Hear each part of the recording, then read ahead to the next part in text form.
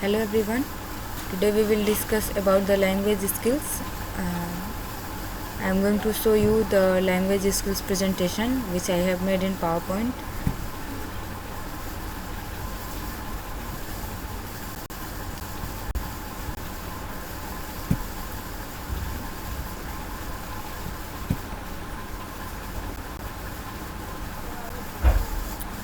During slideshow, the first page is language skills.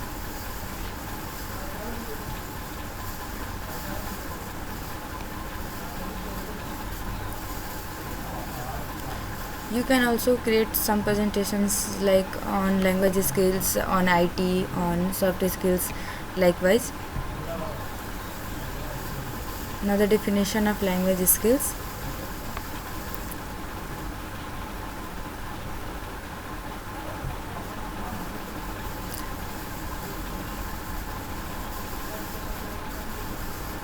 See, the capacity or ability to understand and deal with all the parts of language is known to be language skills. Means language के जितने भी parts होते हैं उन सब के साथ deal करना, उन सब के साथ उन सबको समझने की क्षमता रखना, लैंग्वेज के जितने भी पार्ट्स होते हैं उन सबको समझने की क्षमता रखना लैंग्वेज स्किल कहलाता है. जैसे these are 4 parts: listening, speaking, reading and writing. Means listening means सुनना. अगर किसी चीज़ को हम ध्यान से सुनेंगे तभी उसको बोल सकते हैं. स्पीकिंग मतलब बोल के उसको ट्राई करेंगे, हमें बोलना आता है नहीं आता है. रीडिंग उस चीज़ को पढ़ने का प्रयास करेंगे, उच्चारण शुद्ध करेंगे. राइटिंग उसको लिखने की कोशिश करेंगे.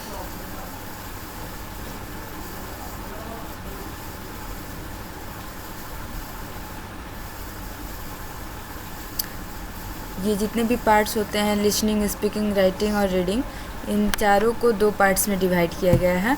दे are receptive and expressive. Receptive means we can take, मतलब जिस चीज़ को हम रिसीव करते हैं.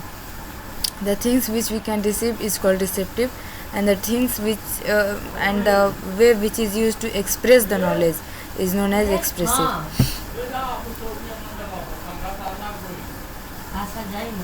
Listening and reading are receptive knowledge, receptive form of listening, and speaking and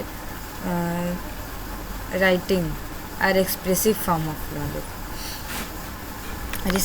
Receptive means the way one receives or gets ideas. मतलब वो रास्ता जिससे कोई एक इंसान किसी के विचारों को ग्रहण करता है, प्राप्त करता है, वो रिसेप्टिव वे होता है लिसनिंग का.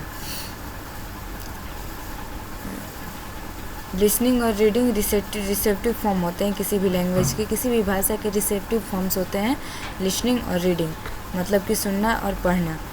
बिकॉज इससे हम प्राप्त करते हैं जो भी हम आइडियाज़ होते हैं, किसी के थॉट्स होते हैं, उनके विचार विमर्शों को हम प्राप्त करते हैं, तो रिसेप्टिव हो गए.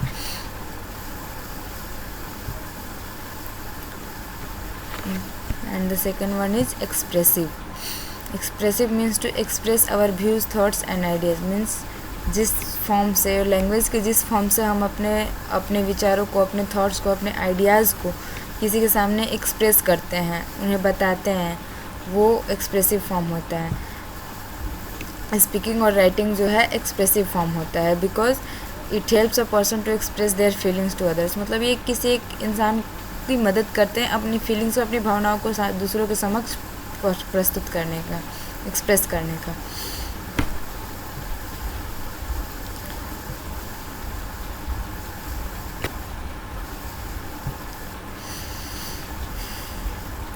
Listening. First come to listening. In language listening is the most important part, first and most important skill of language learning. किसी भी भाषा को सीखने का सबसे महत्वपूर्ण पार्ट होता है. One of the best way to improve communication skill. Communication skill को इम्प्रूव करने का, कम्युनिकेशन स्किल को सुधारने का, संचार का जो कौशल होता है उसको सुधारने का सबसे बढ़िया तरीका होता है लिसनिंग. किसी की बातों को ध्यान से सुनना. मतलब आप लोगों ने सुना होगा, बोला जाता है कि अच्छा श्रोता बनिए. मीन्स कि किसी की बातों को हम ध्यान से सुनेंगे तभी उस पर विचार कर पाएंगे कि जो सामने वाला बोल रहा है वो सही है नहीं है. Effective listening requires a conscious effort and a willing mind. Effective listening एक प्रभावी, मतलब कि इफेक्टिव लिसनिंग कॉन्शियस एफर्ट मतलब कि दिली इच्छा होना चाहिए, ख्वाहिश होना चाहिए सुनने की। लिसनिंग और हियरिंग में बहुत फ़र्क होता है। कोई एक ऐसा साउंड होता है जिसको हमें मन नहीं करता है सुनने का, लेकिन लिसनिंग हमें दिखाना पड़ता है कि हम उस चीज़ को सुन रहे हैं, मतलब इफ़ेक्टिवली प्रभावी तरीके से सुन रहे हैं। हमारा माइंड भी कॉन्शियस होना चाहिए, उस जगह पे फोकस होना चाहिए। और विलिंग माइंड मतलब इच्छा होनी चाहिए अंदर से कि हम उस चीज़ को सुने।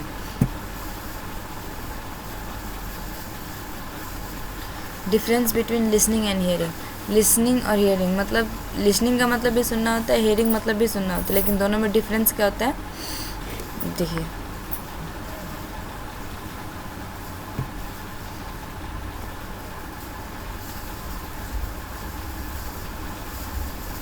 Voluntary and active process listening and hearing is involuntary and passive process।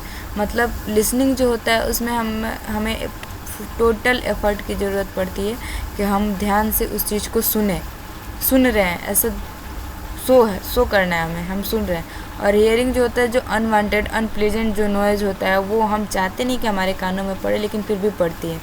जैसे हम कोई काम कर रहे हो, उस वक्त किसी चीज़ के गिरने की आवाज़, वो अनवांटेड अनप्लेजेंट साउंड है, लेकिन फिर भी उसको सुनना पड़ता है। हम नहीं चाहते कि उसको सुने, लेकिन अगर क्लास में टीचर का लेक्चर सुन रहे हो या फिर हमें कोई बहुत ज़रूरी बात बता रहे हो, ये सब चीज़ें क्या होती है, ध्यानपूर्वक सुनने वाली चीज़ें होती हैं। ये हमारे मन के ऊपर डिपेंड करता है, हमारा विल होता है, विल पावर होता है कि हम उसको सुने।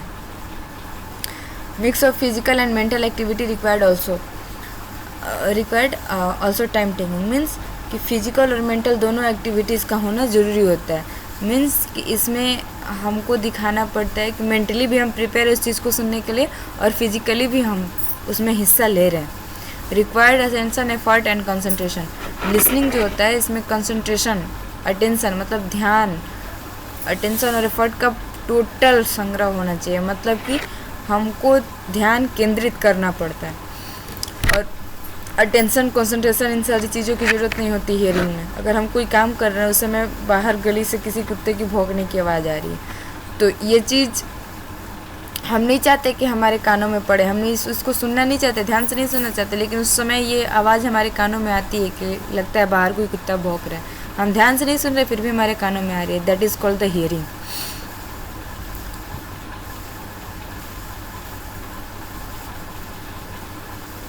Listening with comprehension.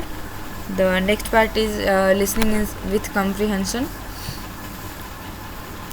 Means requires ability to identify and understand what others are saying। मतलब कि अगर हम किसी की बातों को ध्यान से सुन रहे हैं तो we have to listen them with comprehension। Means कि हमारे पास ये एबिलिटी की इसमें आवश्यकता होती है, एक योग्यता की आवश्यकता होती है जो आइडेंटिफाई कर सके, सुनने से पहले कि उसकी बातों को समझ सके कि वो जो बोलना चाह रहा है क्या बोलने जा रहा है या फिर क्या बोलना चाह रहा है। उसका हम आधा बात सुने तो आधे बात का हम अगर ध्यानपूर्वक सुन रहे हैं तो आधा बात सुन के हम अंदाज़ा लगा लें कि आधा वो क्या बोलने वाला है। Predicting what people are going to talk. मतलब कि प्रिडिक्टिंग जो मैंने अभी कहा कि हम पहले से अंदाज़ा लगा लें कि जो सामने वाला बोलने वाला है क्या बोलने वाला है। Guessing at unknown words and phrases without panicking. मतलब कि जो चीज़ें हमें पता नहीं है उस पर गेस करें लेकिन पैनिक ना करें। गेस करें कि हाँ ये यही बात बोलने वाला, लेकिन पैनिक ना करें, पहले से उस पर भड़क ना जाए कि ये इस चीज़ के बारे में बात करने वाला है। Identify relevant point and reject irrelevant information. उसमें से जो भी चीज़ें हमने सुनी उसमें से जो ज़रूरी पॉइंट्स है, जो लगता है कि नहीं सही है, उन पॉइंट्स को ध्यान में रखिए। और बाकी जो इन्फॉर्मेशन सही नहीं है, आपको लगता है कि इस चीज़ से हमारा कुछ नहीं होने वाला या फिर ये बेकार है, don't take it in mind. Retain relevant points and do note taking and summarising.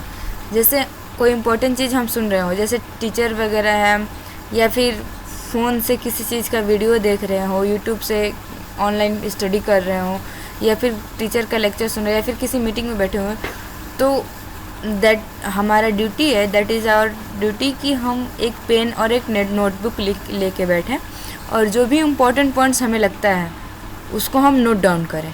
That is called the active listening. उससे पता चलता है कि नहीं, हम सामने वाले की बातों को सुन रहे हैं।